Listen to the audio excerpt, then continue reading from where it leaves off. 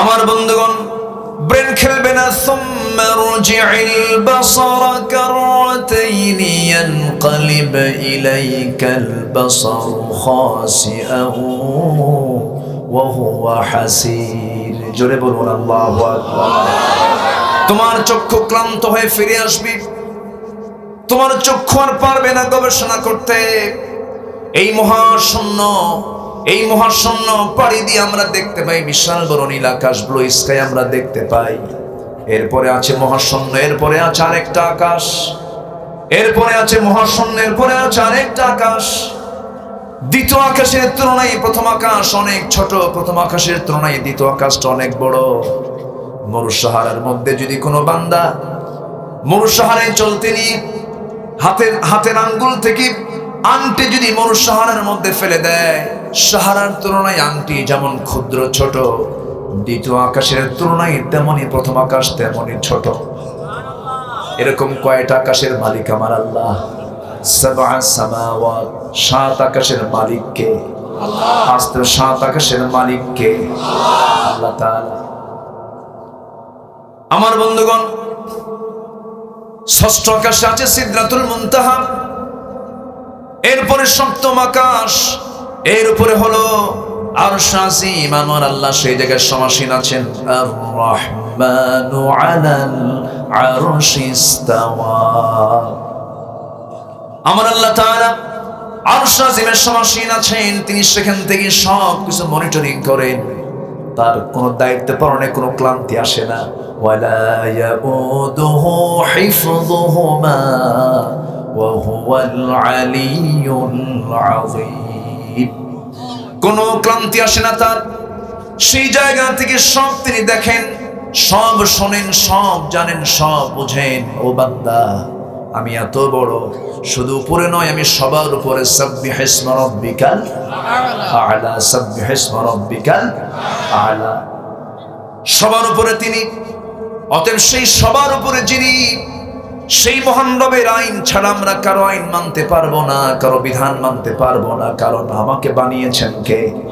আল্লাযী খালাকা ফাসাওয়া ওয়াল্লাযী কদ্দারা ফাহাদা ওয়াল্লাযী আখরাজাল মারআ ফাজআলাহু গুসাআন আহওয়া। যিনি সৃষ্টি করেছেন তাদের সমতা রেখেছেন, ব্যালেন্স করে দিয়েছেন। আল্লাযী খালাকাকা ফাসাওয়াকা ফাআদালাক ফি আইয়ি সূরাতিন মা শাআ রাক্কাবাক। কি সুন্দর করে বানিয়েছেন আমাকে, আপনাকে লেবেল করে দিয়েছেন। আবার প্রেজেন্ট করতে নিয়েও তিনি ভুল করেন না। আগে চোখের কথা বলেছেন, এরপরে জিহ্বার কথা বলেছেন, ঠোঁটের কথা বলেছেন। চোখের পানি জিহ্বায় আসে, কিন্তু জিহ্বার পানি চোখে যায় না। এই জন্য আল্লাহ তাআলা সুন্দর করে বলছেন, আলাম নাজআল লাহু আইনাইনি ওয়া লিসানান ওয়া শাফাতাইন ওয়া হাদাইনাহু নাজদাইন। জোরে বলুন আল্লাহু আকবার। আল্লাহ বলছেন, বান্দারে, আমি তোমাকে সমতা রক্ষা করে সৃষ্টি করেছি, তাকদীর নির্ধারণ করে দিয়েছি, পথ দেখিয়ে দিয়েছি। ওয়াল্লাযী আখরাজাল মারআ, তৃণ জন্মিয়েছি, খড়কুটোতে আবার পরিণত করেছি। ফাজআলাহু গুসাআন আহওয়া। এরপর আল্লাহ তাআলা বলছেন, সানুকারিউকা ফালা তানসা। হে রাসূল, আপনি চিন্তা করবেন না, অচিরে আমি আপনাকে পড়িয়ে দেব, আপনি কখনো ভুলবেন না। আমার নবীজি এই আয়াতের প্রেক্ষাপটে, এই আয়াতের শানে নুজুল হলো, আমার নবীজি নামাজে দাঁড়িয়েছেন, কোন এক নামাজে দাঁড়িয়েছেন, নামাজ পড়তেনি হঠাৎ করে নামাজের মধ্যে দুই একটা আয়াত বাদ পড়ে গেছে। সাহাবীরা তার লোকমা দেওয়ার তো সাহস পান নাই। নামাজ শেষে একজন সাহাবী উবাই ইবনে কাব বলছেন, ইয়া রাসূলুল্লাহ, নামাজের মধ্যে দুই তিনটা আয়াত বাদ পড়ে গেল, আয়াতগুলো কি মানসুখ হয়েছে নাকি? আমার নবীজি চুপ মেরে মুস্কি হাসি মেরে বলছেন, সাহাবী উবাই, আমি তো তেলাওয়াত করতে ভুলে গেছি, আমি তো ভুল হয়ে গেছে, আমি বাদ পড়ে গেছে, আয়াত তো মানসুখ হয় নাই। আল্লাহ তাআলা সঙ্গে সঙ্গে বলছেন, সানুকারিউকা ফালা তানসা ইল্লা মা শাআল্লাহ। যে নবীর উপরে কোরআন নাযিল হয়, সেই নবী তেলাওয়াত করতে যদি আয়াত বাদ পড়ে যায়, আমার আপনার কি আয়াত বাদ পড়তে পারে না? আসতে বলবেন না পারে না, তারও ব্যবস্থা আছে না নাই, তারও ফয়সালা আছে না নাই। আমার বন্ধুগণ, কোরআন তেলাওয়াত, কোরআন মুখস্থ করা তো সহজ নয়। অনেকে ভাবেন হাফেজরা খুব সস্তা, এত সস্তা নয়। কোন হাফেজ চেষ্টা করেও হাফেজ হতে পারে না। এর জন্য সবচেয়ে বড় প্রয়োজন হলো কার রহমত। আসতে বলবেন না কার রহমত, আল্লাহর রহমত। দুঃখ লাগে, এই হাফেজদেরকে প্রমোট করা দরকার, উৎসাহ দেওয়া দরকার। তা না দিয়ে কিছু নাস্তিক পাড়ার কিছু নাস্তিক আছে, এরা বলে হেফজ কোনো যোগ্যতা হলো? এরকম কিছু কুলাঙ্গার নাই? আসতে বলবেন না আছে না নাই? এরা আলেম, হাফেজ, মাওলানা, আলেম, ওলামা, এদের নাম শুনে এদের কাজ হবে। একটা গ্রুপই আছে এটা। গত পরশুদিন আমার রাজশাহীতে মাহফিল ছিল দিনের বেলা। সেখানে হাফেজ সালেহ আহমদ তাকরিম, নাজমুস সাকিব, এরপরে আব্দুল আল মামুন, ওয়ার্ল্ড ওয়াইড যে হাফেজরা, তাদেরকে দাওয়াত দেওয়া হয়েছিল। তারা আমার আগে তেলাওয়াত করলো। আমি সেখানে বললাম, দেখেন এই যে সন্তানগুলো, এরা আমার দেশের মুখকে কি পরিমাণ উজ্জ্বল করেছে। যে দেশের হাফেজদের কাছে আরবের হাফেজরা হেরে যায়, যাদের মায়ের ভাষা হলো আরবি, আমার দেশের হাফেজদের তালাফুজ, মাখরাজ, সিফাত এত সুন্দর যে আরবের হাফেজরা তাদের সঙ্গে পারছে না। এত বড় একটা ক্যারিয়ার, এত বড় একটা অর্জন আমার দেশের হাফেজরা করছে। গভর্নমেন্টকে ধন্যবাদ, সালেহ আহমেদ তাকরিমকে রাষ্ট্রীয় সম্বর্ধনা দেওয়া হয়েছে। ভালো, এটা ভালো, ইতিবাচক দিক। কিন্তু সম্বর্ধনা কেন দেওয়া হলো? নাস্তিক পাড়ার কিছু নাস্তিকদের ঘুম হয় না, আছে না? আসতে বলবেন না আছে না নাই? সম্মানিত ভাইয়েরা, সম্মানিত বন্ধুগণ, যাদের কাছে হাফেজের কোনো মূল্য নেই, আলেমের কোনো মূল্য নেই, বড় বড় মুহাদ্দিসদের কোনো মূল্য নেই, আমার দাবি এটাই থাকবে, যেহেতু ওদের কাছে আলেমদের কোনো মূল্য নেই, ওদের জানাজা কে পড়াবে? ওদের জানাজা না দিয়ে কুত্তা বিলাইয়ের মতো বিদায় করা দরকার। কষ্ট পাচ্ছেন নাকি আপনারা? হাফেজরা হলো জাতির শ্রেষ্ঠ সন্তান, বলি আলহামদুলিল্লাহ। জাতিকে শিক্ষিত বানিয়ে আমরা কি করেছি? আজ থেকে 10 বছর আগে শিক্ষার হার আজকের চেয়ে বেশি ছিল না কম ছিল? এখন শিক্ষার হার বাড়ছে না কমছে? পিতামাতার খেদমতের হার কমছে। ভালো তো, তাই না? খুব লক্ষণ ভালো না? শিক্ষার রেজাল্ট কি দেখেন? এমন শিক্ষা অর্জন করছে, বাপমার খেদমতের হার কমে গেছে। অবশ্যই শিক্ষার ভিতরে সমস্যা আছে না নাই? আসতে বলবেন না আছে না নাই? কিছু গবেষক বের হয়েছে, বলতেছে ইসলাম মানলেই শুধু গুনাহ। ইসলাম পড়তে গেলে খালি গুনার চিন্তা করা লাগে। যে ইসলাম মানতে গেলে শুধু গুনার চিন্তা করে, এত টেনশন দরকার নেই, ইসলামই দরকার নেই। এই জাতীয় যারা কথা বলে, জিব্বা টেনে ছেড়া দরকার।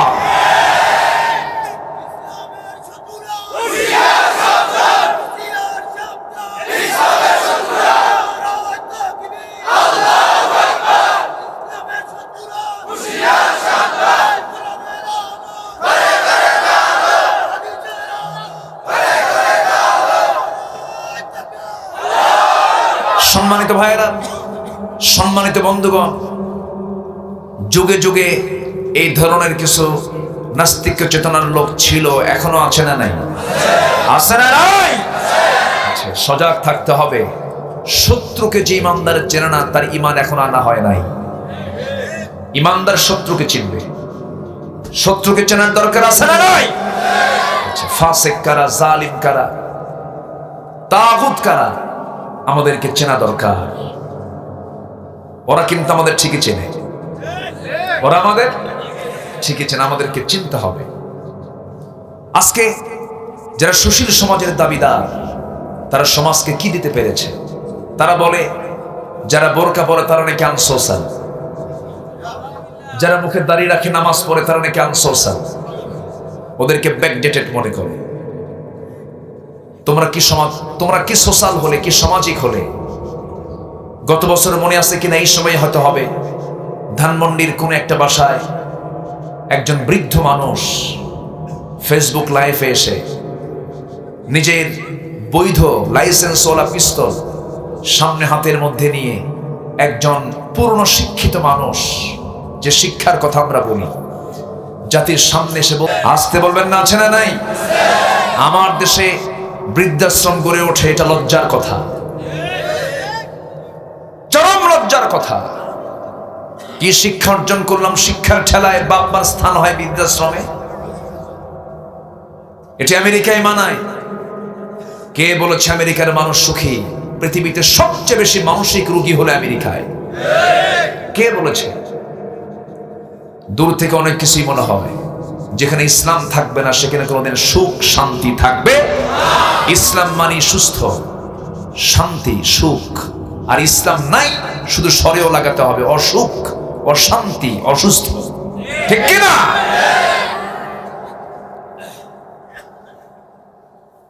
আমার ভাইয়েরা, আমরা শিক্ষা অর্জন করলাম, এমন শিক্ষা অর্জন করলাম, মার খেদমতের সময় পাই না, বাবার খেদমতের সময় পাই না। আছে না নাই? আসতে বলবেন না, আছে না নাই? সেই বৃদ্ধাশ্রমে গেলাম একদিন, গাজীপুরে বৃদ্ধাশ্রম কিছু গড়ে উঠেছে।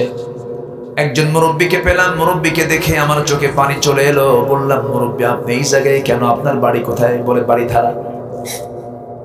বাড়িধারার প্লট আপনার? আপনাকে এই জায়গায় রেখে গেল কি? ওই বৃদ্ধ লোকটার চোখের কোনা বেয়ে বেয়ে পানি পড়ছে গড়ে গড়ে, আর বলতেছে, বাবাজি আমার সন্তানটা এখানে জোর করে রেখে গেছে, আমি আসতে চাই নাই। আপনি আসলেন কেন? কি দোষ, কি সমস্যা, তাদের কাছে কি হয়েছে? আমার ছেলে দারুণ ব্যস্ত মানুষ, আমার বৌমারা সবাই চাকরি করে, সময় পায় না, আমার খেদমত করবে কখন? টাকা দিয়ে কিনে থুয়ে গেছে। শেষ বয়সে বাপ মাকে টাকা দিতে বলা হয়েছে না খেদমত করতে বলা হয়েছে? বলেন বলেন বলেন, কিসের কথা? খেদমতের কথা। আমার ভাইয়েরা, এই পৃথিবীর কোন ধর্মে আপনি এটা পাবেন না। এই পৃথিবীতে সবচেয়ে বেশি দাম আল্লাহ তাআলা তারপরে দিয়েছেন বুড়া মানুষকে। ইনদাকাল কিবার, ইনদাকাল কিবার আহাদুহুমা আও কিলাহুমা, যখন তোমরা বুড়ো অবস্থায় পাবে মা অথবা বাপকে। বুড়ো মানুষের দাম সবচেয়ে ইসলামে বেশি। বুড়ো মানুষকে আপনি যত সম্মান করবেন, আল্লাহর কাছে আপনি তত সম্মানিত হয়ে যাবেন। বুড়ো মানুষকে আপনি অসম্মান করবেন, আপনার সম্মান থাকবে না। দুঃখ লাগে, নিজের জন্য বাড়ি বানানো হয়, 2000 স্কয়ার ফিটের বাড়ি হয়, বেডরুম হয়, ড্রয়িং রুম হয়, কিচেন রুম হয়, চিলড্রেন রুম হয়, মেহমানখানা হয়, সবকিছু বাড়িতে প্রস্তুত হয়ে যায়। বেলকনি 3-4টা থেকে যায়, সবার জন্য রুম হলো, কিন্তু বাবা মার জন্য কোনো রুম থাকে না। বাবা মার জন্য বরাদ্দ হয় সিঁড়ির তলে জায়গা। এমন অসভ্য সন্তানও আছে না নাই? আসতে বলবেন না, আছে না নাই? আচ্ছা, কি শিক্ষা অর্জন করলাম আমরা? আমি আজকে একটা ওপেন চ্যালেঞ্জ দিয়ে দিচ্ছি, গোটা পৃথিবীর সকল বৃদ্ধাশ্রম আপনি খুঁজে বেড়ান, কোথাও আপনি এমন লোক পাবেন না, একটা হাফেজের, একটা আলেমের বাপ মা বৃদ্ধাশ্রমে পড়ে আছে, একটা রেকর্ড আপনি দেখাতে পারবেন না। এই জন্য বলি, সন্তানকে টাকাওয়ালা বানায় কি করবেন? সন্তান টাকাওয়ালা হলে তো বিপদ হয়ে যাবে বুড়া বয়সে আপনার। সন্তানকে শুধু টাকাওয়ালা বানাবেন, বুড়ো বয়সে ওই সন্তানকে আপনি বাপ দেখে ভয় পাবেন। সন্তানকে টাকাওয়ালা না বানায় যদি আপনি আল্লাহওয়ালা বানায় যান, ওই সন্তান যখন আপনি বুড়ো হয়ে যাবেন, ওই সন্তানটা উল্টা আপনাকে দেখে ভয় পাবে। এই জন্য সন্তানকে শিক্ষাদানের ক্ষেত্রে সবার আগে ভাবতে হবে, দুনিয়ার শিক্ষা না, ওহির শিক্ষা। ওহির শিক্ষা আগে দিতে হবে। বাপ মাকে আদব আখলাকের জ্ঞানগুলো সন্তানের সামনে উপস্থাপন করতে হবে। আজকে সমাজ ব্যবস্থা ধ্বংসের দিকে চলে যাচ্ছে, কেউ কাউকে দাম দিতে চায় না, ছোট বড় স্নেহ সম্মান নাই, নেতা কর্মীর মধ্যে কোনো পড়ন নাই, এমনকি গন্ডগোল মসজিদ পর্যন্ত ঢুকেছে। মসজিদ কমিটির দায়িত্বশীল যারা সভাপতি সেক্রেটারি, সভাপতি হলো বিশিষ্ট সুদখোর, সেক্রেটারি হলো কুখ্যাত মদখোর, আর যিনি ক্যাশিয়ার তিনি জেনাকার। কি বড় বড় সম্মানজনক পদ। মসজিদের খতিব কথা বলবেন কেমনে? কথা তো বলতে পারেন না। কোন এক জুমার দিন তিনি এমন একটা আয়াত বলেছেন, লা তাকুলুর রিবা দুআফা মুদাআফা, তোমরা চক্রাকারে সুদের কারবার করো না। এই আয়াত বলার মাত্রই খতিবের চোখ পড়ে গেছে সভাপতির চোখের সাথে সুদখোর। নামাজ শেষ হওয়া মাত্রই গরুর মতো চোখ বানায়া সভাপতি বলছে, হুজুর ওয়াজ তো ঠিকই করে আমার দিকে চেয়েছে। কি বুঝতেছেন তো আমার কথা? আমার ভাইরা, আজকে 4.5 লক্ষ মসজিদ, কত সুন্দর বিশাল বড় প্ল্যাটফর্ম, আজান হচ্ছে, নামাজ হচ্ছে, কিন্তু মসজিদগুলোর মেম্বারে যদি আজকে হক কথা হতো, কোনো বাতিল শক্তি টিকতে পারতো না। ঠিক কিনা? মসজিদগুলো আজকে দখল করেছে। উচিত ছিল মুসল্লিদের কোন শরাবখোর, কোন সুদখোর মসজিদের দায়িত্ব পালন করতে পারবে না। ইয়ামুরু মাসাজিদাল্লাহি মান আমানা বিল্লাহ, মসজিদের দায়িত্ব পালন তো তারাই করবে যারা প্রকৃতি ইমানদার। ইমানদার কি মদ খায় নাকি? না। ইমানদার কি সুদ খায় নাকি? আমার ভাইয়েরা, আজকে যদি আমরা সচেতন হতাম, সচেতন মুমিন যদি হতাম, কখনো মসজিদের দায়িত্ব সুদখোর পেত না। আমাদের দায়িত্ব হলো ওই সমস্ত মদখোর, শরাবখোরকে ঘাড় ধাক্কা দিয়ে মসজিদের দায়িত্ব থেকে তাদেরকে বের করে দেওয়া। আমাদের দায়িত্ব আছে না নাই? আমি যদি না জেগে উঠি, কেউ জাগায় দেবে না আমাকে। সবাই সবার জায়গা থেকে অবশ্যই প্রশ্নের শিকার হতে হবে, প্রশ্নের সম্মুখীন হতে হবে। কার সামনে? আসতে বলবেন না, কার সামনে? সবার দায়িত্ব আছে না নাই? সবার দায়িত্ব আছে না নাই? আচ্ছা, যুব সমাজকে ধ্বংস করার জন্য এমন কোন অন্যায় কাজ নাই যার সমাজে চালু নাই। একটা বিশাল যুব সমাজকে ধ্বংস করার জন্য মাদক দ্রব্যকে কঠিন না সহজ করে দেওয়া হয়েছে? সহজ করে দেওয়া হয়েছে। আজকে সমাজে বিয়ে সহজ না জেনা সহজ? কি সহজ বলেন? জেনা সহজ, বিয়েটা কঠিন করে দেওয়া হয়েছে। যুবকদেরকে আমি 3টা পরামর্শ দেব। যুবকরা 3টা টিপস আজকে নিয়ে যাও। 3টা কাজ করবা, তোমার রিজিকের ফয়সালায় কোনো সমস্যা হবে না। শুনবা? হ্যাঁ, যুবকদের জন্য 3টা টিপস, 3টা পরামর্শ, 3টি কাজ যদি তুমি করতে পারো যুবক, তাহলে তোমার জন্য আল্লাহ তাআলা রিজিকের কোনো সমস্যা হবে না, আল্লাহর ফয়সালা হয়ে যাবে। নাম্বার 1 হলো দ্রুত বিয়ে করো। চুপ করে আছে, দেখেন কিছু কয় না। এই বিয়ে করার দরকার আছে না নাই? এই তো কেবল পুরুষ পুরুষ মনে হচ্ছে,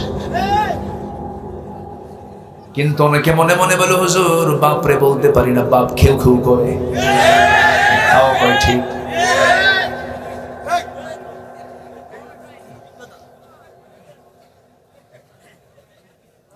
আমার নবীজি বিয়েকে ইজি করে দিয়েছেন, বিয়েকে সহজ করে দিয়েছেন। অনেকে বলে গুছিয়ে বিয়ে করবো, কিছু নাই, বউকে কি খাওয়াবো, বউ তো হাতি।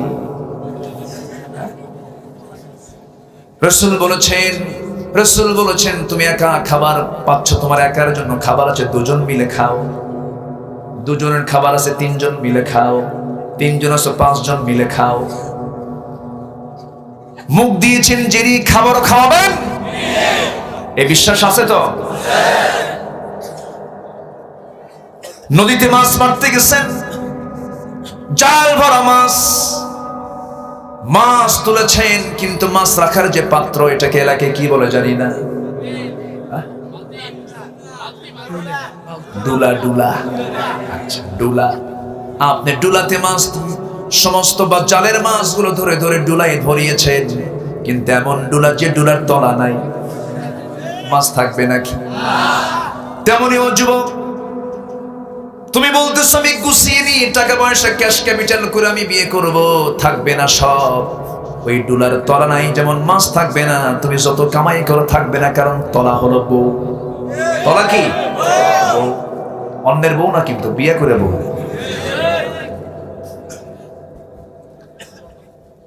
আমার নবীজি বিয়ে কি ইজি করে দিয়েছেন। জিনা ছিল না সেই সমাজে।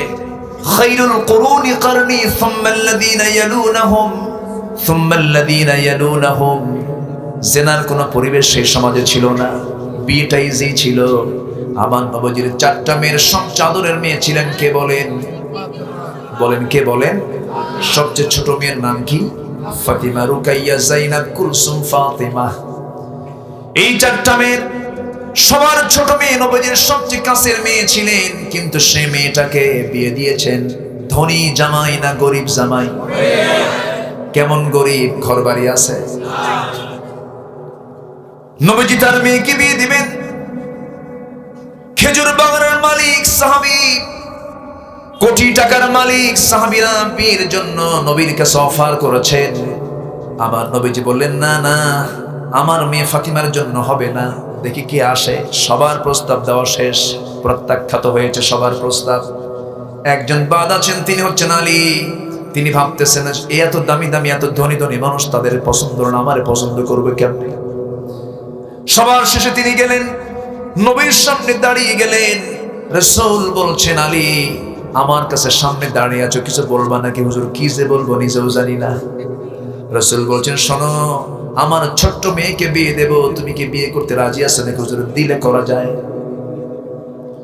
তুমি যে বিয়ে করবা কিছু আছে নাকি? তিনি বলছেন হুজুর কি থাকবে, আমার তো ঘরই নাই বাড়ি নাই, কি আর থাকবে, আমার কোনো টাকা পয়সা নাই নাকি? না কিচ্ছু নাই। কি আছে? এই যে তরবারি, এই জামা, ঢাল, এছাড়া কিচ্ছু নাই। কুন ফিদ দুনিয়া কান্নাকা গরীবুন আও আবির সাবিল, ইযা আসবাহতা ফালা তানতাযিরিল মাসা ওয়া ইযা আমসাইতা ফালা তানতাযিরিস সাবাহ।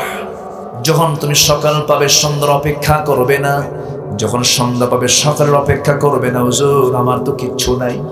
রাসূল বললেন যাও আলী, তুমি তো আসাদুল্লাহিল গালিব, তোমার তো যুদ্ধের প্রয়োজন আছে, তরবারি লাগবে, ইমার্জেন্সি এটা। তবে হ্যাঁ, ঢাল ছাড়াও যুদ্ধ হয়, ঢালটা বেঁচে আসো, ঢাল বিক্রির টাকা হবে আমার মেয়ের বিয়ের মহরানা। বিয়েটা কঠিন করেছেন না সহজ করেছেন? সহজ করে দিয়েছেন। ঢাল বিক্রি করতে গেছেন, ঢাল বিক্রি হলো।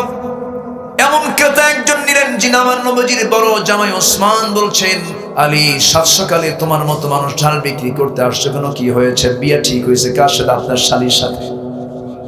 ভালো কথা, ঠিক আছে, ঢালটা দাও। ঢালটা তিনি কিনে নিলেন টাকা দিয়া। কয়েক হাত সামনে যেতে পিছন থেকে ডাক দিয়ে বলছেন আলী, তোমার হাতে কি ঢাল না থাকলে মানায় নাকি? আমি তোমাকে উপহার স্বরূপ ঢালটা দিয়ে দিলাম। ঢালও নিলেন, টাকাও নিলেন। নবীর সামনে গিয়ে হাজির হলেন। রাসূল বলছেন ওরে আলী, মনে হয় ঢালটা তোমার বিক্রি হয় নাই, ঢালটা ফেরত নিয়ে এসেছো মনে হয়। হুজুর ঢাল তো বিক্রি হয়ে গেছে। হাতে কেন ঢাল? হুজুর টাকাও আছে, ঢালও আছে, বিক্রি করার পর এটা আবার হাদিয়া পাইছে। কে কিনে নিয়েছে? হুজুর আপনার জামাই ওসমান। রাসূল বলেন লোক আর খুঁজে পাও নাই, লোক আর খুঁজে পাও নাই। আমার নবীজি পৃথিবীর সবচেয়ে অনাড়ম্বর বিয়ে, কোনো আড়ম্বরতা নাই, বেহুদা কোনো খরচ নাই। অথচ আজকে আমাদের সমাজে এমন বিয়ে আছে, ব্যাংকে লোন করে বিয়ে খরচ করে। আসতে বলবেন না, আছে না নাই? সবচেয়ে বেশি বয়াপনা, সবচেয়ে বেশি অপচয় আজকের বিয়েতে আছে না নাই? বিয়ের অনুষ্ঠানে বোরকা পরা মানুষ কম না বেশি? বোরকা পরা মহিলা কম না বেশি? কম। সারা বছর বোরকা পরে, বিয়ের দিন বোরকা ছাড়ে, খুব ভালো।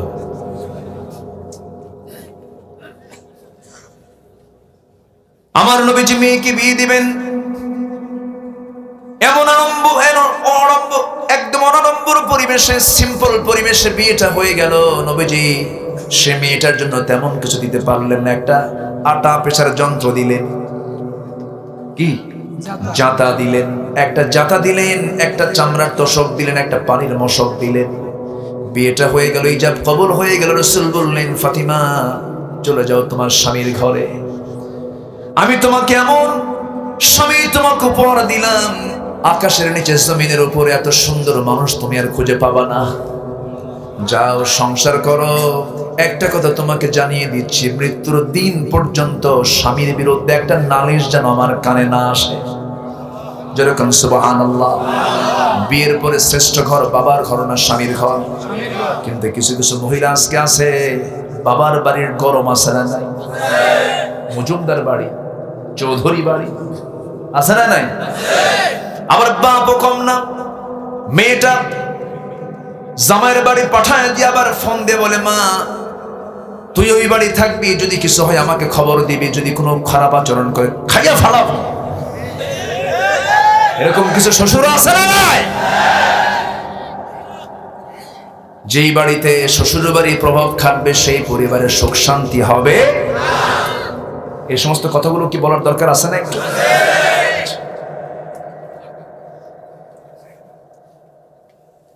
আমার ভাইয়েরা, বিশেষ করে যুবকদের কি বলবো আমি, কয়টা কাজ করো, রিজিক দিয়ে দিবেন কে? নাম্বার 1 হলো বিয়ে করতে হবে লেট না দ্রুত? কি কালকে করবা? বাপ মা ছাড়া? বাপ মা ছাড়া করা যাবে না। বাপ মাকে নিয়ে বলতে হবে। আবার কিছু কিছু বাপও আছে দুষ্ট কম না, ছেলেটা 5 ওয়াক্ত নামাজ পড়ে। আজকে দুনিয়াতে নারী ফিতনা কম না বেশি? বেহায়াপনা কম না বেশি? ইমান রক্ষা করা কঠিন না সহজ? কঠিন। এই ফিতনার দুনিয়ায় ছেলেটা 5 ওয়াক্ত নামাজ পড়ে, কোনো মেয়ের দিকে চেয়েও থাকে না, দুষ্ট নয়, চরিত্র নিয়ে থাকে। সে মনে মনে চিন্তা করলো বয়স যেহেতু হয়ে যাচ্ছে, যৌবনটা এসেছে, বাবাকে সাহস করে বলছে, বাবা নামাজ কালাম পড়ি, ইমান তো রক্ষা করা দরকার, ইমান রক্ষা করা কঠিন, বাবা আমারে বিয়া করাও। বাবার চোখে এরকম বড় বানাইছে। এরকম বাবা আছে না কিছু? উল্টা বলে কিসের বিয়া রে তোর? এ আছে না নাই বলেন? আছে, এরকম আছে। যারা বিয়ে শাদী করেছেন 16 বছর বয়সে, 15 বছর বয়সে যৌবন এসে যায়, এই যে বিয়েটা সে অপেক্ষা করছে, দেরি করছে, সে যদি কোনো নারীর দিকে তাকিয়ে থাকে গুনাহ হবে, সেই গুনার আমলনামা পাপের আমলনামায় যাবে কিনা বলেন? যাবে। আস্তে কোন কেন? যাবে কিনা বলেন? যাবে। বাপ মাকেও খেয়াল করতে হবে। এই বিষয়গুলো আজকে সমাজে দেখার মতো নয়, কেউ দেখতেই চায় না। না না, এই সমস্ত বিষয়গুলো আমরা অবশ্যই খেয়াল করব। নাম্বার 2 হলো যুবক, তোমার রিজিক যদি বাড়াতে চাও, বাপ মার পায়ের নিচে পড়ে থাকো। যেরকম সুবহানাল্লাহ। কার পায়ের নিচে? বাপ মার পায়ের নিচে পড়ে থাকো, বাপ মার কাছ থেকে দোয়া নিয়ে নাও। বাপ মা তো এমন একটা পজিশন, বাপ মা যদি খুশি হয়ে যান আল্লাহ খুশি হয়ে যান, বাপ মা যদি নারাজ হন আল্লাহ নারাজ হয়ে যান। খুব সিরিয়াস একটা বিষয় এটা। আব্দুল্লাহ ইবনে ওমরের সময় ইয়েমেন থেকে কোন একটা আল্লাহর গোলাম ইয়েমেন থেকে উমরার কাজে এসেছেন, উমরা করতে এসেছেন। ওমরের ছেলে আব্দুল্লাহর সঙ্গে দেখা হলো। ওই মুসলিম যুবকটা বলতেছে, আব্দুল্লাহ ইবনে ওমর, তুমি একজন সাহাবীর সন্তান, অনেক দামি মানুষ, খলিফা ওমরের ছেলে। ওরে আব্দুল্লাহ, আমি আমার জীবনে যত মানুষ কোলে নিয়েছি, যত শিশু কোলে নিয়েছি, তার চেয়ে বেশি কোলে নিয়েছি আমার মাকে। মা পেশাব করেন, পায়খানা করেন, এত বড় খেদমত আমি প্রায় 1 যুগ ধরে করে আসতেছি। আমি কি আমার মায়ের কিছু ঋণ শোধ করতে পেরেছি নাকি? আব্দুল্লাহ ইবনে ওমর জবাবে বলছেন, ও আল্লাহর গোলাম, তোমার মা তোমার ডেলিভারির সময়, প্রসবের সময়, প্রসবের যাতনা সহ্য করতে না পেরে যে শব্দটা করেছেন, এই শব্দের বিনিময়ে তুমি তোমার খেদমত দিয়ে পূরণ করতে পারো নাই। এই জন্য যুবকরা, 1 নাম্বার তোমাকে দ্রুত ঈমান রক্ষা করার জন্য ফিতনার দুনিয়া বিয়ের সিদ্ধান্ত নিতে হবে। নাম্বার 2 হলো বাপ মার সঙ্গে সুন্দর আচরণ করতে হবে। জোরে বলি ইনশাআল্লাহ। আরো জোরে বলি ইনশাআল্লাহ। আমি কোন সূরা থেকে কথা বলছি বলেন তো? সূরাতুল আ'লা। আমি কি শেষ করে দেব নাকি? সবাই আছেন তো নাকি? জোরে বলি ইনশাআল্লাহ। আনোয়ার ভাই কই? হ্যাঁ, বাসায় গেছে। আছে না? বাসায় আছে। জি আলহামদুলিল্লাহ। আমি খুব আনন্দিত যে তারা এত সুন্দর আয়োজন করেছেন। বাসার ভাই কথা বলছে না মাগরিবের পর? অনেক সুন্দর আলোচনা করেন। আমি মন চাচ্ছিল কি জানেন, আমি সামনে এসে বসে ওনার ওয়াজটা শুনি। উনি একদম শুরু থেকে শেষ পর্যন্ত এক তালে, সুর ছাড়াছাড়ি নেই, সুন্দর করে কথা বলে। বলি আলহামদুলিল্লাহ। আল্লাহ তুমি তার কথাতে আরো বরকত দিয়ে দাও, জোরে বলি আমিন। সম্মানিত ভাইয়েরা, আমার আল্লাহ সবচেয়ে বড়, তিনি সবার উপরে। তাহলে এই পৃথিবীতে সবার উপরে কার আইন? আসতে বলবেন না, কার আইন? কিন্তু এই পৃথিবীতে আইন চলছে কার? আল্লাহর না মানুষের? আল্লাহর না মানুষের? মানুষের। বান্দা কি বান্দার আইন মানবে না আল্লাহর আইন মানবে? এক জায়গায় না সব জায়গায়? ফেরাউন কার আইন চালু করছিল? বলেন, নিজে। এই জন্য বলেছিল আনা রাব্বুকুমুল আ'লা, আমি হলাম সবচেয়ে বড় আইনদাতা। ফেরাউন কিন্তু আনা রাব্বুকুমুল আ'লার তাফসীর হলো, ফেরাউন কিন্তু কখনো বলেনি যে আমি মানুষ বানাইছি, আমি আকাশের মালিক, আমি জমিনের মালিক, আমি সমুদ্রের মালিক। এটা সে বুঝায় নাই। সে বুঝিয়েছে আনা রাব্বুকুমুল আ'লা মানে হচ্ছে এই মিশর জনপদে কারো আইন চলবে না, আমার আইন হলো সবচেয়ে বড় আইন। এরকম বলার মতো লোক এখন আছে না? নাই? আছে না? এই আইন ছাড়া কোন আইন চলবে না। এই জাতীয় কথা যদি বলতে যায় কেউ, তাহলে তার আর ফেরাউনের মধ্যে কোনো তফাৎ আছে? কিন্তু আল্লাহ রাব্বুল আলামিন ফেরাউনের সেই রুবুবিয়্যতের স্বীকৃতি টিকে রাখেন নাই, ধরেন নাই বেশি দিন। আল্লাহ তাআলা ধরেছেন মাত্র একদিন। কয়দিন ধরেছেন? একদিন ধরেছেন। নমরুদকে ধরেছেন কয়দিন? আবু জেহেলকে ধরেছেন কয়দিন? ধরে ধরে ধরে না, ধরলে আল্লাহ ছাড়ে না, ধরলে আল্লাহ ছাড়ে না। আল্লাহ তাআলা নমরুদকে খতম করার জন্য শক্তিশালী কোন প্রাণী আল্লাহ তাআলা সিলেকশন দেন নাই, বড় কোন প্রাণী দেন নাই। ফের আল্লাহ তাআলা নমরুদকে খতম করেছেন কি দিয়া? কি দিয়া বলেন? মশা। বাউদাতান। কি দিয়ে? বাউদাতান, মশা দিয়ে। এই ওঠে কেন? এই কি সমস্যা? ও ছোট বাচ্চা, নড়াচড়া করবে না। আমি তো বেশি সময় নেব না, আমি আর কিছু সময় কথা বলে আমি শেষ করব। জোরে বলি ইনশাআল্লাহ। সবাই নামাজ পড়িত নাকি? আমার দেশে কিন্তু শ্রোতা বেশি মাহফিলে, কিন্তু নামাজই কম। ওয়াজ শোনে কিন্তু ফজরের পানি খুব ঠান্ডা। এরকম আছে না? হুজুর ওয়াজ তো খুব মজাই লাগে, কিন্তু ওযু করতে তো ঠান্ডা লাগে। এরকম শ্রোতা হওয়া যাবে না। আমরা 5 ওয়াক্ত নামাজ পড়বো। জোরে বলি ইনশাআল্লাহ। নামাজ আমরা কেউ ছেড়ে দেব না। নামাজ ছেড়ে দিলে তার শাস্তি কম, সবচেয়ে কম না সবচেয়ে বেশি? ফাখালাফা মিন বা'দিহিম খালফুন আদাউস সালাহ ওয়াত্তাবাউশ শাহাওয়াত ফাসাউফা ইয়ালকাউনা গায়্যা। যে ব্যক্তি নামাজ নষ্ট করবে, যে ব্যক্তি নফসের তাবেদারি করবে, আল্লাহ তাআলা বলছেন আমি তাকে শুধু জাহান্নাম নয়, জাহান্নামের গর্ত, গাই নামক গর্তের মধ্যে আমি তাকে ঢুকায় ছাড়ব। গাই নামক গর্ত তাফসীরে এসেছে, এই গর্তটা এত ভয়ঙ্কর যে জাহান্নাম পর্যন্ত এই গর্তকে ভয় পায়। তাহলে সেই নামাজকে আমরা কেউ ছেড়ে দেব? নামাজ পড়বো আমরা কয় ওয়াক্ত বলেন? 5 ওয়াক্ত। আল্লাহ তাআলা নিজস্ব আইন প্রতিষ্ঠার জন্য যুগে যুগে যারা চেষ্টা চালিয়েছে, কেউ কি টিকতে পেরেছে? আজকেও যারা নব্য ফেরাউনদের ভূমিকা পালন করছে, কেউ টিকতে পারবে না। জোরে বলি ইনশাআল্লাহ। আমরা কোন সময় আমরা অতিক্রম করছি চিন্তা করুন।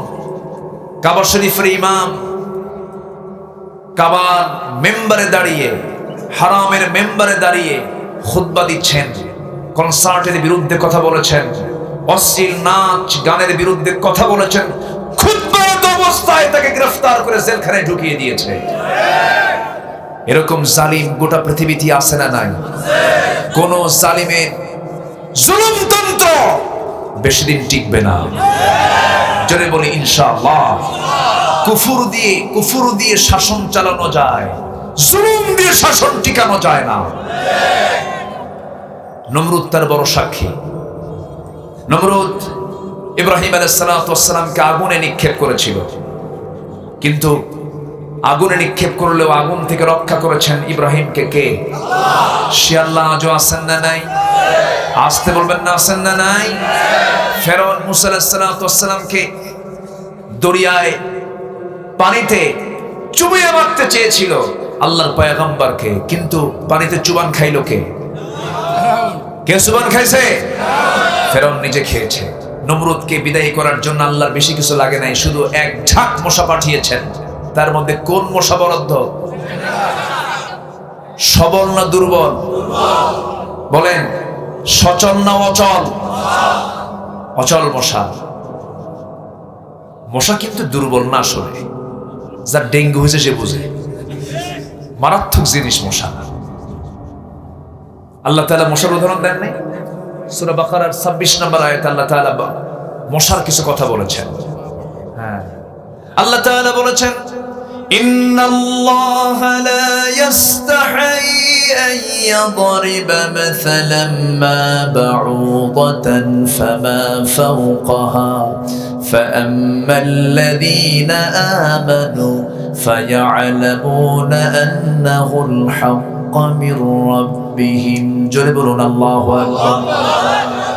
আল্লাহ তাআলা মশার উদাহরণ দিতে নিয়ে কোনো লজ্জাবোধ করেন না, কোনো লজ্জা পান না, কারণ ইমানদার যারা তারা এর মধ্যে হক খুঁজে পায়, আর কাফের যারা তারা বলে মাযা আরাদাল্লাহু বিহাদা মাসালা, তোমার আল্লাহ এই উদাহরণ দিয়ে কি লাভ আছে? আল্লাহর এখানে নাম নেওয়া লাগে নাকি? চিন্তা করেন, কাফেরদের দোষের দোষ ধরার কোনো সাইজ বাইজ নাই। কিন্তু মশা তো যদি আমরা মনে করি দুর্বল, কিন্তু মোটেই দুর্বল নয়, একটু বললেই স্পষ্ট হয়ে যাবে। নাম্বার এক, চারটা কারণে আমি আপনাদের সামনে তুলে ধরছি। মশাকে আল্লাহ তাআলা কেন উদাহরণ দিলেন? আধুনিক বিজ্ঞানকে সামনে রেখে যদি এক্সপ্লেন করতে যাই, নাম্বার ওয়ান হলো যে মশা যত বেশি রক্ত খাবে তার হায়াত তত বাড়বে না কমবে? বলেন। যার পেটে যত রক্ত তুলবে, যে মশা তার পেটে যত রক্ত তুলবে, চুষে নেবে, তার হায়াত কমবে না বাড়বে? কমে যাবে। তাহলে বেশি খাইলে হায়াত কমে যায়। আজকের সমাজেও যারা জনগণের টাকাগুলো লুটপাট করে, হরিলুট করে অবৈধভাবে পেট পোড়াবে, তাদের হায়াত কমবে না বাড়বে? কমবে না বাড়বে? দুর্নীতির তো একটা মাত্রা আছে। জাতির শ্রেষ্ঠ সন্তান হলো বীর মুক্তিযোদ্ধারা।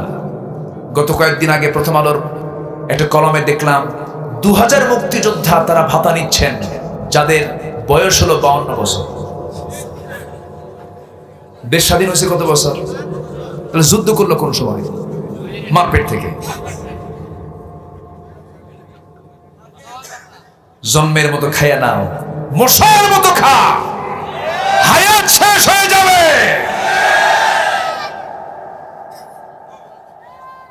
কথা বলবো? নাম্বার 2, মশা কামড় মারে, যে মশা যে কামড়ায়, এই মশাটা পুরুষ মশা কামড়ায়, মহিলা মশা কামড়ায়? ভালো করে কন। স্ত্রী মশা, মহিলা মশা কামড়ায়, আমরা কামড়াই না।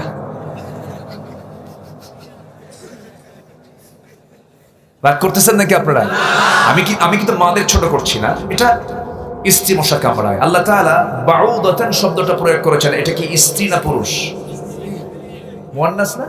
বাউদাতান লা ইস্তাহি আন ইয়াদরিবা মাসালান মা বাউদাতান, এটা হচ্ছে মুয়ান্নাস। তাহলে আল্লাহ তাআলা 1500 বছর আগে এই মশার যে উদাহরণটা দিলেন, এখানে পুরুষ মশা যোগ করেছেন না স্ত্রী মশা যোগ করেছেন? তাহলে সক্রিয় হলো স্ত্রী মশা। সক্রিয় কি? স্ত্রী মশা। না কামড়ালে বংশ বিস্তার হবে না। বংশ বিস্তারে, প্রোটিন তৈরিতে স্ত্রী মশা ভূমিকা পালন করে। আল্লাহ তাআলা 1500 বছর আগে এই তথ্যটা দিয়ে দিয়েছেন সূরা বাকারার 26 নম্বর আয়াতে। তার দৃষ্টান্তের মধ্যে অবশ্যই বান্দার কিছু শিক্ষা আছে না নাই? আছে। নাম্বার 1, রক্ত বেশি খাবে তার হায়াত কমে যাবে। নাম্বার 2 হলো মশা কামড়ায় স্ত্রী মশা। নাম্বার 3 হলো আমরা যখন মশারি টাঙিয়ে যখন ঘুমিয়ে পড়ি, কিসের অত্যাচার থেকে বাঁচার জন্য? এত শক্তিশালী আমরা মশারি টাঙাই কেন? কি কথা বলছেন? এত শক্তিশালী আমরা, কিন্তু মশার অত্যাচার থেকে বাঁচার জন্য আমি জেলখানায় ঢুকি। কোথায় ঢুকি? আমি জেলখানায় ঢুকি। মশা তুই আসিস না। এর মধ্যে যদি 2-1টা মশা যদি ফাঁক ফোকর দিয়ে ঢুকে যায়, ঘুম হয় নাকি? কোথায় চলে আসে? মানুষ ঘুমায় কোথায়? চোখে ঘুমায় না কানে ঘুমায়? ভালো করে কবেন। চোখে না কানে? কানে ঘুমায়। চোখে ঘুম হয় না মানুষের। কোরআন তাও বলে দিয়েছে ফাদরাবনা আলা আযানিহিম ফিল কাহফি সিনিনা আদাদা। আমি আল্লাহ রাব্বুল আলামিন আসহাবে কাহফের ওই সদস্য মণ্ডলীকে যে ঘুমটা দিয়েছিলাম সেই ঘুমটা চোখে নয়, সেই ঘুমটা দিয়েছি ফি আযানিহিম, তাদের কানের ভিতরে। জোরে বলেন সুবহানাল্লাহ। মশারি ডিস্টার্ব করে কোথায় এসে? কানে এসে। আমার বন্ধুগণ, কানে এসে যে গান গায়, গান তো গায় না। সায়েন্স বলতেছে মশা কোনো গান গাইতে পারে না, কিন্তু মশা তার যে পাখাটা নড়ায়, সায়েন্স বলতেছে মশা প্রতি সেকেন্ডে তারা পাখা নড়ায় হলো 500 থেকে 600 বার। 500 থেকে 600 বার। পৃথিবীর কোন মেশিন এত দ্রুত চলতে পারে না। এক সেকেন্ডে 500 থেকে 600 বার মশা তার পাখা নড়ায়। ইন্নাল্লাহা লা ইস্তাহি আন ইয়াদরিবা মাসালান মা বাউদাতান ফামা ফাওকাহা। নাম্বার 4 হলো নমরুদকে দুনিয়ার সমস্ত মানুষ যেন নমরুদের ইতিহাসটা যেন নিয়ে রাখে। বিশেষ করে যারা নমরুদের অনুসারী, তাদেরকে আল্লাহ তাআলা মশাটাকে বিশাল বড় দৃষ্টান্ত স্বরূপ বানায় বলছেন, ও দুনিয়ার মানুষ শোনো, এই মশার কামড়ে শেষ করে দিয়েছি কাকে? কাকে বলেন? নমরুদকে শেষ করেছি। এই জন্য আমি বলতে চাই, যারা ইসলামের বিরুদ্ধে কথা বলছো, কোরআনের বিরুদ্ধে যারা কথা বলছো, নমরুদের ইতিহাস থেকে শিক্ষা নাও, ফেরাউনের ইতিহাস থেকে শিক্ষা নাও, আবু জেহেলের ইতিহাস থেকে শিক্ষা নাও। হক কখনো টিকবে না। ইসলাম ছিল, আছে, থাকবে। আমি আপনি থাকবো না। ইসলাম তার বিজয়ীর জায়গায় পৌঁছে যাবে ইনশাআল্লাহ। সেই ইসলামকে বিজয়ী করার জন্য বুকের তাজা প্রাণকে সবাই ঢেলে দিতে রাজি আছেন? রাজি আছেন কারা কারা? হাত উঁচু করে দেখান মুসলমান।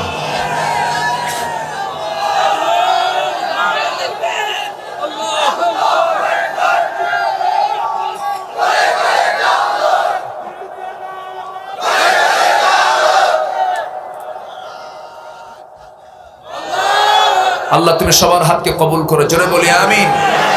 আরো জোরে আমিন। যুবকদের জন্য কয়টা পরামর্শ বলেছি? কয়টা বলেছি? আরো আছে কয়টা? জোরে বলি ইনশাআল্লাহ। আজকে সূরার নাম কি? সূরাতুল আবার বলুন, আ'লা। আ'লা। আল্লাহর কালাম কত সুন্দর। জোরে বলি সুবহানাল্লাহ। কোরআন পড়লে সুস্থতা না অসুস্থতা? কোরআন নিয়মিত পড়বো আমরা। জোরে বলি ইনশাআল্লাহ। কোরআনকে আমরা তেলাওয়াত করব। কিরাআত, তেলাওয়াত, দিরাসাত, তাদাব্বুর সবগুলোই করতে বলেছেন কে? আফালা ইয়াতাদাব্বারুনাল কুরআন। তাদাব্বুর করতে হবে। কিরাআত, ইকরা, পড়ো। কার নামে? তেলাওয়াত, ওয়াইদা তুলিয়াত আলাইহিম আয়াতুহু যাদাতহুম ঈমানা। অতএব কোরআনের হক আদায় করতে হলে শুধু কিরাআত হলে হবে না। কিরাআত, তেলাওয়াত, দিরাসাত, তাদাব্বুর সব থাকতে হবে। এবং কোরআনকে সমাজে বাস্তবায়নের জন্য জীবন প্রাণ সংগ্রাম চালিয়ে যেতে হবে মুসলমান। এই দায়িত্ব আমাকে কে দিয়েছেন? আসতে বলবেন না, কে দিয়েছেন? আল্লাহ দিয়েছেন। আমার ভাইয়েরা, আমার বন্ধুগণ, সময় তো অল্প। আল্লাহ রাব্বুল আলামিন সূরা আলার ভিতরে প্রথমে তার তাসবিহর কথা বলেছেন, এরপরে সৃষ্টিরাজি নিয়ে কথা বলেছেন, এরপর কোরআনটাকে সুন্দর করে পড়ার জন্য বান্দাকে বলছেন। এরপর আল্লাহ তাআলা বান্দাকে বলছেন, বান্দারে সফল যদি হতে চাও আমার থেকে পরামর্শ নিয়ে নাও। আমার বাসার ভাই, আমার আদি মুমিনদের সফলতা, এই বিষয়ে তিনি বিস্তারিত কিছু কথা বলেছেন। তবে কদ আফলাহ দিয়ে শুরু করেছেন অন্য সূরা থেকে। কদ আফলাহাল মুমিনুন আছে না? সূরা মুমিনুন থেকে তিনি কথা বলেছেন। আমি কদ আফলাহ শব্দটাই দিয়ে আমি এখানে আবার আল্লাহ তাআলা সুন্দর করে সূরা আলার মধ্যে বলছেন, ওখানে বলছেন কদ আফলাহাল মুমিনুন আল্লাযীনা হুম ফি সালাতিহিম খাশিউন। আল্লাহ তাআলা এই জায়গায় বলছেন কদ আফলাহা মান তাযাক্কা ওয়া যাকারা ইসমা রাব্বিহি ফাসাল্লা বাল তু'থিরুনাল হায়াতাদ দুনিয়া ওয়াল আখিরাতু খায়রুন ওয়া আবকা ইন্না হাযা লাফিস সুহুফিল উলা সুহুফি ইব্রাহিম ওয়া মূসা। জোরে বলুন আল্লাহু আকবার। কিমিল প্রত্যেকটা আয়াতের শেষে ইয়া দিয়ে আল্লাহ তাআলা মিলায় দিয়েছেন। আ'লা, ফাসাওয়া, ফাহাদা, মারআ, আহওয়া, তানসা, ইয়াখফা, ইউসরা, সব আয়াতের শেষে আল্লাহ তাআলা ইয়া দিয়ে মিলিয়ে দিয়েছেন। এমন সময় সূরাগুলো নাযিল হয়েছিল যে সময় কবিদের দাম খুব বেশি ছিল মক্কায়। কবিদের দাম এত ডিমান্ড ছিল তাদের, এত মেধাবী কবি তারা ছিল। একজন কবির সামনে আরেকজন কবি 1000 লাইন কবিতা বলতো, আরেকজন একবার শুনে মুখস্থ করে বলতে এই কবিতা তো আগেই শুনছি। এত ধীর শক্তি, এত প্রখর মেধা তাদের ছিল। সেই কবিদের মুখে তালা মেরে দিয়ে আল্লাহ তাআলা এমন কোরআন রাসূলকে উপহার দিলেন। এই আয়াতগুলো যখন তেলাওয়াত হলো, সমস্ত কবি সাহিত্যিকরা বলল, বুঝতে পেরেছে এই কিতাব তো দুনিয়ার কোনো লেখকের লেখা বই নয়, এটা সম্পূর্ণ আল্লাহর পক্ষ থেকে নাজিল হওয়া কিতাব। জোরে কোন সুবহানাল্লাহ। আমার ভাইরা, সফল কি মান তাযাক্কা, যে পরিশুদ্ধ করতে পেরেছে তার নফসকে, যে শুদ্ধ করতে পেরেছে। আমার ভাইরা, এই দুনিয়াতে আমি সমস্ত আমলগুলো করে গেলাম, কিন্তু নফস আমার ঠিক নাই, আমার তাজকিয়া নফস ঠিক নাই, আমার কোনো আমল কবুল হবে না। বুখারীর প্রথম হাদিস সবার জানা আছে, মুখের হাদিস, ইন্নামাল আ'মালু বিন্নিয়াত। শুধু মুখে থাকলেই হবে না, হাদিসের দিকে একটু লক্ষ্য রাখতে হবে। একটা হাদিস আমাকে খুব পেরেশান করে তোলে। একটা হাদিস আমি যখন পড়তে যাই, আমি আমার আবেগটাকে ধরে রাখতে পারি না। কিয়ামতের দিন হাশরের ময়দানে অনেক শহীদের শাহাদাত বানচাল হয়ে যাবে, অনেক দানবীরের দান বানচাল হয়ে যাবে, সব কিছু ল্যাপস করে দিবেন আল্লাহ তাআলা। শহীদের শাহাদাত সেদিন ক্যান্সেল হয়ে যাবে, দানবীরের দান ক্যান্সেল হয়ে যাবে, আলেমের ইলম সব ক্যান্সেল হয়ে যাবে। কেন ক্যান্সেল হবে, কি জন্য হবে? এর মূল কারণ হলো নফসের শুদ্ধতার অভাব। এই জন্য আমার বন্ধুগণ, আমরা যারা এখানে বসে আছি, সবার আগে আমাকে ট্রিটমেন্ট করতে হবে, রুহের ট্রিটমেন্ট করার দরকার আছে না নাই বলেন? ডাক্তাররা করে কিসের ট্রিটমেন্ট? দেহের ট্রিটমেন্ট করে। দেহের ট্রিটমেন্ট একরকম, রুহের ট্রিটমেন্ট আরেক রকম। রুহের কিছু রোগ আছে, যেমন রুহের রোগ হলো আত্মার ব্যাধি কিছু আছে, যেরকম লোভ লালসা অবৈধ, এটা রুহের রোগ। অতি লোভ, গোসা, রাগ, ক্রোধ, মিথ্যা কথা বলা, গীবত পরনিন্দা করা, হাসাদ, হিংসা বিদ্বেষ করা, বুখল কৃপণতা করা, রিয়া লোক দেখানো, এরপরে নিজে পছন্দ করা, কিবির অহংকার করা, এরপরে পরশ্রী কাতরতা, এরপরে সম্পদের প্রতি অতি আসক্তি, এরপরে হুব্বুদ দুনিয়া, দুনিয়ার প্রতি অতিরিক্ত মোহাব্বত, ভালোবাসা। এই সমস্ত সবগুলো হচ্ছে রুহের রোগ। কিসের রোগ বলেন? রুহের রোগ। এই রুহের রোগের ট্রিটমেন্ট আছে না নাই বলেন? আসতে বলবেন না, আছে না নাই? আছে। এই রুহের রোগের ট্রিটমেন্ট করার জন্য আমাকে আপনাকে চেষ্টা করতে হবে। সেই রুহের ট্রিটমেন্ট করার জন্য সবার আগে দরকার কিসের? তেলাওয়াত। আসতে বলবেন না, কিসের? তেলাওয়াত। এবং এই জিহ্বাকে চালাতে হবে কার জিকিরে? আসতে হবে না, কার জিকিরে? যার জিকিরটা সর্বক্ষণ জিহ্বায়, যার আল্লাহর জিকির থাকে, তার কি গীবত করার সময় আছে নাকি? লা তুকসিরুল কালামা বিগাইরি যিকরিল্লাহ ফাইন্না কাসরাতুল কালামি বিগাইরি যিকরিল্লাহি কাসওয়াতুল লিল কলবি। তোমার মুখে আল্লাহর জিকির ছাড়া অন্য কোনো শব্দ বেশি বলতে যেও না, কারণ বেশি কথা যখন তোমার আল্লাহর জিকির ছাড়া অন্য কোনো কথা যখন বেশি বের হয়ে যাবে, তখন তোমার অন্তরটা মরে যাবে। এই জন্য আমাদের সবার আগে দায়িত্ব হলো, আমাকে বানিয়েছেন যিনি, তার নাম কম নেওয়া না বেশি নেওয়া। জিকির করবো আমরা কার? জিকির করবো আমরা কার? قد أفلح من تزكى وذكر اسم ربه فصلى। জিকির করবো কার নামে? আল্লাহর নামে আমরা জিকির করব। তাহলে আমার নফসটা শুদ্ধ হয়ে যাবে। যা কিছু করব আমরা আল্লাহর জন্য, আল্লাহকে খুশি করার জন্য করব। তবে একটা বিষয় একটু কঠিন মনে হচ্ছে, মনে হয় আপনাদের কাছে, জানি না। নফস, রূহ আর কলব। নফস, রূহ, কলব, কয়টা বললাম? নফস, রূহ, কলব। কিন্তু যদিও আমরা তিনটাকে খুব কাছাকাছি মনে করছি, না, তিনটা কিন্তু কাছাকাছি নয়। নফস হলো ইহকালীন চেতনা, এরপরে রূহ হলো পরকালীন চেতনা। নফস বলে গাড়ি চাই, বাড়ি চাই, নারী চাই, ঠকাতে চাই, এই করতে চাই, ওই করতে চাই, কিন্তু সঙ্গে সঙ্গে নফসের চাওয়াকে প্রত্যাখ্যান করে রূহ বলে, না না, সবকিছু চাওয়া যাবে না, আখিরাত আছে না নাই? আসতে বলবেন না, আছে না নাই? আর কলবটা সেটাকে বাস্তবায়ন করে। লেজিসলেটিভ, অ্যাডমিনিস্ট্রেটিভ, ফেডারেটিভ, এই তিনটাকে আমরা কন্ট্রোল যদি করতে পারি, আল্লাহ বলছেন ক্বাদ আফলাহা মান তাযাক্কা ওয়া যাকারা ইসমা রাব্বিহি ফাসাল্লা। এই তাজকিয়াতুন নফসের বড় ট্রিটমেন্ট করেছেন সাহাবায়ে কেরাম। ওমরের দিকে তাকান, আবু বকরের দিকে তাকান, তাদের জীবনের দিকে তাকান, কি ছিলেন তারা, কি দায়িত্ব তারা পালন করেছেন।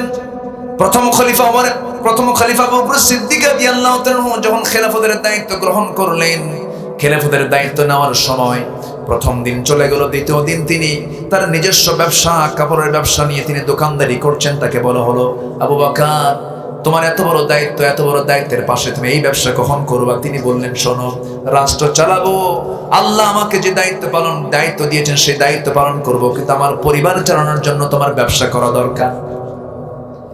সাইয়েদনা আবু বকর সিদ্দিক রাদিয়াল্লাহু তাআলা এত বড় শাসক তিনি ছিলেন, কি পরিমাণ তার মধ্যে জবাবদিহিতা ছিল, কি পরিমাণ তার মধ্যে সেন্সটা ছিল। দেখেন নফসটা কত পরিশুদ্ধ ছিল। তিনি যে এলাকায় বসবাস করতেন সেই এলাকার প্রতিবেশী ছিল একজন বুড়ি মানুষ, তার স্বামী নাই, কোনো ছেলে মেয়ে সন্তান নাই, বিধবা একজন বৃদ্ধা নারী। ওই মহিলাকে দেখার মতো কেউ ছিল না। তিনি প্রত্যেক দিন করতেন কি, রাতের বেলা, মাঝে মাঝে সন্ধ্যাবেলা, মাঝে মাঝে তিনি তার নিজের কাজের পাশাপাশি ওই প্রতিবেশী ওই বৃদ্ধা নারীর ঘরের মধ্যে ঢুকতেন, সেবা করতেন, খেদমত করতেন, সমস্ত সেবা শুশ্রূষা করে তারা খাওয়া দাওয়ার সম্পূর্ণ ব্যবস্থা করে তিনি চলে আসতেন। একদিন সেবা করার জন্য ওমরে ফারুক ঢুকলেন ওই মহিলার ঘরের মধ্যে। ঘরে ঢুকে বলছেন, মা, খেদমতের প্রয়োজন আছে নাকি, আপনি আমাকে বলুন। সঙ্গে সঙ্গে মহিলা বলছেন, না না, তোমার আগে কে যেন আমার খেদমত করে থুয়ে চলে গেছে। 3 দিন পর চলে গেছেন তিনি, কিন্তু তাকে খুঁজে পাচ্ছেন না। কোন যুবক এই খেদমতটা করে? সাইয়েদনা ওমরে ফারুক তিনি জিদ করে বসলেন, আজকে আমি তাকে দেখবই। তিনি করলেন কি, বুড়ি মহিলার বাড়ির পাশে তিনি আড়াল করে চুপ করে দাঁড়ায় থাকলেন। কে ঢোকে, ঢোকার সময় টের পান নাই। তিনি যখন বের হয়েছেন, বের হওয়ার সঙ্গে সঙ্গে সামনে তিনি দাঁড়ায় দেখেন যে কেউ না, প্রথম খলিফা আবু বকর এই ঘর থেকে বের হচ্ছেন। সালাম দিয়ে বলছেন, ভাই আবু বকর, সব খেদমত আপনিই করবেন, আমাদের কি কিছু দায়িত্ব দিবেন না? সব আপনি করবেন। সঙ্গে সঙ্গে আবু বকর কেঁদে কেঁদে বলছেন, ওমর রে, কাল হাসরের ময়দানে আমার আমলনামা তোমার পিঠে যাবে না, তোমার আমলনামা আমার পিঠে আসবে না, আমাকে আমার খেদমত গুলো করতে দাও। আপনি খালি পায়ে আসছেন কেন? তিনি বলছেন, খালি পায়ে আসবো না কেন, জুতা পায়ে আসলে মানুষ টের পাবে আমি আবু বকর আসতেছি। লুকায় লুকায় খেদমত করতেছে, কারণ আমার জানা মতে পৃথিবীতে মানুষের সেবার চাইতে বড় কোনো সেবা এই জমিনে আর নাই। মানুষের কল্যাণের চাইতে আর কোন বড় সবের কাজ আর নাই। এই জন্য আমি সেবা করতে এসেছি। প্রথম খলিফার ইন্তেকাল হয়ে গেল। ওমরে ফারুক এই দায়িত্ব পালন করা শুরু করলেন। ওই বুড়ির বাড়িতে খেদমত করার জন্য চলে গেছেন। তার রান্না বান্না, তার সমস্ত কাপড় চোপড় ধুয়ে দিয়ে তার সামনে খেজুরগুলো ধুয়ে দিয়ে আসলেন। সেই খেজুরটা যখন বুড়ি মহিলা যখন খেতে নিয়েছেন, খেতে নিয়ে ওই খেজুরের মধ্যে বিচিটা আটকে গেছে তার মুখের ভিতরে। সঙ্গে সঙ্গে বুড়ি মহিলা ভিতরে থেকে বলছে, কোন যুবক আজকে আমার খেদমত করার জন্য আসছো? আমার মনে হয় নতুন কোন লোক এসেছো, আমার মনে হয় আগের যুবকটা পৃথিবীতে বেঁচে নাই। কেন, কি হয়েছে বুড়িমা বলেন। এবার তিনি বলছেন, যুবক, যে যুবকটা আগে আমার খেদমত করতে আসতো সেই খেদমতটা আমার এমন ভাবেও করেছে, এই যে আমি খেজুর খাচ্ছি সেই খেজুরটার বিচি পর্যন্ত খুলে দিয়ে আমাকে মুখে খাওয়া তুলে দিয়েছে। আমার ভাইয়েরা, এটাই হলো তাজকিয়াতুন নফস। ওমর ফারুক রাদিয়াল্লাহু তাআলা আনহু অর্ধ দুনিয়ার শাসনকর্তা, তার ভাগ্যে এক বোতল মধু পড়েছে। সেই মধুর বোতল তিনি নিয়ে আসলেন। তিনি তার প্রতিবেশী সহ ভাগ করে দিবেন। মধুর বোতল হাতের মধ্যে নিয়ে সেই মধুর বোতলটা ভাগ করবেন। বউকে ডাক দিয়ে বলছেন, আমার স্ত্রী, সুন্দর করে ভাগ করো, সমানভাবে ভাগ করো, আমরা একটা অংশ নেব, বাকি অংশগুলো প্রতিবেশীর মাঝে বন্টন করে দাও। স্ত্রী হাতে মধুর বোতল দেওয়ার পরপরই আবার বলছেন, না না, আমি তোমাকে ভাগ করতে দেবো না, আমার হাতে বোতলটা দিয়ে দাও। বোতলটা তিনি তার হাতে নিয়ে নিলেন। বউটা মন খারাপ করলো। অন্যের বাড়িতে গিয়ে, অন্য প্রতিবেশীর ঘরের মধ্যে গিয়ে বলছেন, এই বোতলের মধুগুলো সমান ভাগে ভাগ করে একটা অংশ তুমি আমাকে দিয়ে দাও, সবাইকে বাকি অংশগুলো সবাইকে ভাগ করে দিয়ে দাও। সেই অংশটুকু ওমরে ফারুকের ভাগ্যে যে অংশটুকু পড়েছে সেই অংশটুকু নিয়ে এসে মুস্কি হাসি মেরে স্ত্রীর সামনে দাঁড়িয়ে বলছে, স্ত্রী, মন খারাপ করো না, এই যে মধুর বোতল আমি তোমাকে দিলাম, আমাদের অংশটা ধরে নিয়ে নাও। তিনি কথা বলছেন না। একটু মনক্ষুণ্ণ হয়ে আছেন। তিনি বলছেন, আমার স্ত্রী, মন খারাপ করো না, আমি তোমাকে মাইন্ড করি না, আমি তোমাকে সন্দেহ করি নাই, আমি তোমাকে ভাগ করার দায়িত্ব এই জন্যই দিলাম না। এই যে মধুর বোতলে মধু আছে, এই মধুটা হলো তরল জিনিস। এই মধু ভাগ করতে গেলে তুমি যখন ভাগ করবে, এই মধুর থেকে কিছু কয়েক ফোঁটা মধু তোমার হাতে লেগে যাবে। তোমার হাতে যে অতিরিক্ত 2 ফোঁটা হোক, 3 ফোঁটা হোক, 4 ফোঁটা হোক যে মধুটা লেগে গেল, এই মধু তো সমান ভাগে ভাগ করা সম্ভব না। আমাদের অংশেই মধুর অংশটুকু আসুক, এতটুকু অতিরিক্ত অংশ আসুক, এটা আমরা চাই নাই মনে করে আমি মধু ভাগের দায়িত্ব আমি অন্যজনকে দিয়ে দিয়েছি। যেরকম সুবহানাল্লাহ, ক্বাদ আফলাহা মান তাযাক্কা। আমার ভাইয়েরা, আমার বন্ধুগণ, এই সফলতা যদি আমরা অর্জন করতে পারি, দুনিয়াতেও সুখ পাবো, দুনিয়াতেও আরাম পাবো, দুনিয়াতে আমরা সুখ সমৃদ্ধি পেয়ে যাবো, আখিরাতে আমরা নাজাত পেয়ে যাবো। আল্লাহ তাআলা এখানে 3টা কাজের জন্য সফলতার কথা বলেছেন। 3টা কাজ করে সফল হবে। মান তাযাক্কা, যে নফসের শুদ্ধতা এনেছে, ওয়া যাকারা ইসমা রাব্বিহি, এবং যারা আল্লাহর জিকির করতে পেরেছে, নামের জিকির করতে পেরেছে, ফাসাল্লা, এবং যে ব্যক্তি নামাজ পড়তে পেরেছে, 5 ওয়াক্ত নামাজ পড়বেন, কেউ কোনোদিন বাদ দিবেন না। কারা একটু হাত তুলে দেখান তো। জোরে বলি ইয়া আল্লাহ, জোরে বলি ইয়া আল্লাহ, ইয়া রহমান, ইয়া রহিম, ইয়া হাইয়্যু, ইয়া কাইয়্যুম। আমাদেরকে 5 ওয়াক্ত সালাত আদায় করার তৌফিক তুমি আল্লাহ দিয়ে দাও।